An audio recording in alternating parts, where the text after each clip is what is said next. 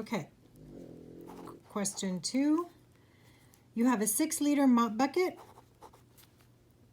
and you're asked to fill it with diluted cleaner. The dilution factor is 2/5.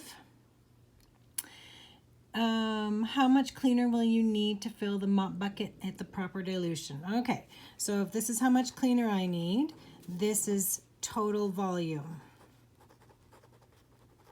because it's a factor. So what I can say is I have a 6-liter bucket. I want to know how many liters are in 5 parts because I've got 5 parts in total. So I would say that I have to divide it up 5 times and I only want 2 of them. So whatever the solution is from here, 6 liters divided into 5 parts, I only want 2 of them because I need to know how much cleaner I need. There is my solution. When you run through the math, you get 2.4 and the unit is liters.